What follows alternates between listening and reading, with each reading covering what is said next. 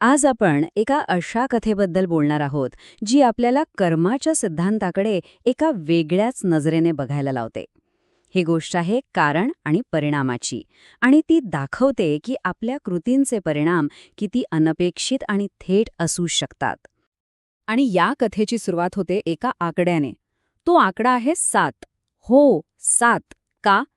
कारण ही गोष्ट आहे एका अशा गर्भाधारणेची जी चक्क 7 वर्षे चालली. विचार करा, एका स्त्रीला सुपुआवासा नावाच्या तब्बल 7 वर्षे गर्भवेदना सहन कराव्या लागला. आणि इतकंच नाही तर त्यानंतर 7 दिवस असह्य प्रसूती वेदना. या कथेच्या मुळाशी हेच एक मोठं अनाकलनीय दुःख आहे. आता एवढ्या प्रचंड वेदनेत कुठल्याही माणसाचं मन डळमळेल, बरोबर? पण सुप्पवासाची श्रद्धा ती कमालीची होती. तिने स्वतःला 3 गोष्टी आठवून दिल्या की बुद्ध सर्वज्ञानी आहेत, त्यांनी दाखवलेला मार्ग योग्य आहे आणि निर्वाण हेच दुःखाचा खरा अंत आहे. याच अढळ श्रद्धेने तिने बुद्धांकडे मदतीसाठी संदेश पाठवला. आणि मग जे झालं तो खरंच एक चमत्कार होता. बुद्धांनी फक्त आशीर्वाद दिला की सुप्पवासा निरोगी आणि बलवान होवो, आणि काय आश्चर्य, त्यांच्या शब्दांचा प्रभाव इतका होता की सुप्पवासा लगेच बरी झाली आणि तिने एका सुदृढ मुलाला जन्म दिला. पण ही गोष्ट इथेच संपत नाही. जन्माच्या या चमत्कारानंतर त्या मुलाभोवतीचं रहस्य अधिकच गडद होत गेलं. जेव्हा सारीपुत्त यांनी त्या फक्त 7 दिवसांच्या बाळाला विचारलं की तो कसा आहे, तेव्हा त्या बाळाचं शिवलीचं उत्तर ऐकून सगळेच थक्क झाले. तो म्हणाला, मी कसा बरा असेन? 7 वर्षे मला रक्ताच्या थारोळ्यात लोळावं लागलंय. एका 7 दिवसांच्या बाळाच्या तोंडून हे शब्द, विचार करा, याने तर सगळ्यांनाच गोंधळात पाडलं. हे सगळं ऐकून तिथे असलेल्या भिक्खूंच्या मनात एकच प्रश्न आला, आणि तोच प्रश्न या संपूर्ण कथेचा केंद्रबिंदू आहे. या आई आणि मुलाच्या नशिबी एवढ्या वेदना का आल्या? हे कोणत्या कर्माचं फळ होतं? आणि या प्रश्नाचं उत्तर देण्यासाठी बुद्धांनी सर्वांना भूतकाळात नेलं. त्यांच्या स्वतःच्या एका मागील जन्माची कथा त्यांनी सांगितली. तर गोष्ट अशी होती की एका राजपुत्राच्या वडिलांची, म्हणजे बनारसच्या राजाची, कोसलझा राजांनी हत्या केली होती. तो राजपुत्र जो बोधिसत्व होता तो कसावसा एका गटारातून पळून गेला. पण तो थांबला नाही. त्यांनी आपलं राज्य परत मिळवण्यासाठी एक मोठं सैन्य उभं केलं आणि बनारसवर चाल करून गेला.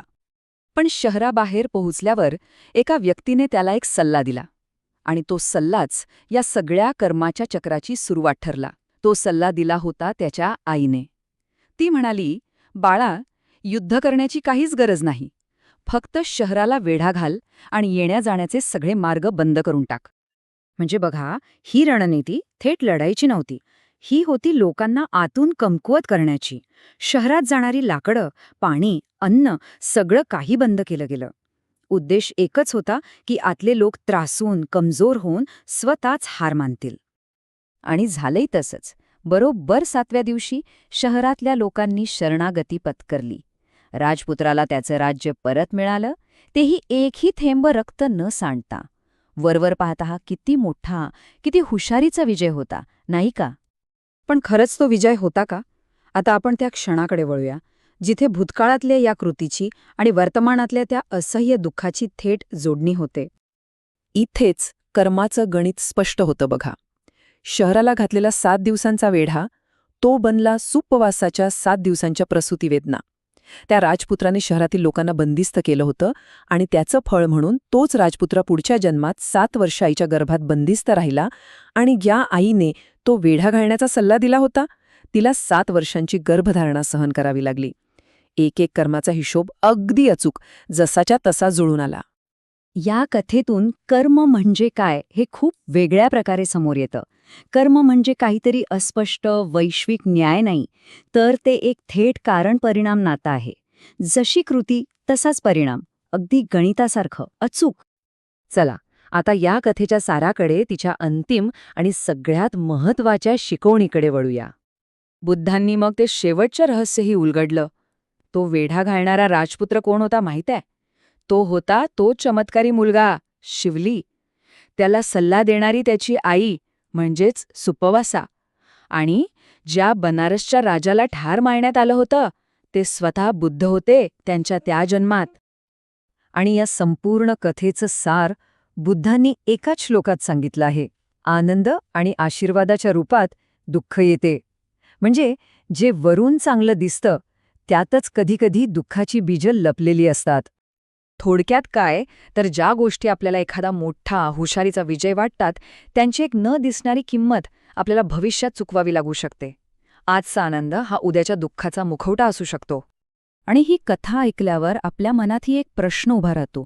आपण ज्यांना आपले विजय म्हणतो, ज्या गोष्टींचा आपण अभिमान बाळगतो, त्यांच्या मागे अशी कोणती अदृश्य किंमत लपलेली असू शकते, याचा विचार आपण कधी करतो का?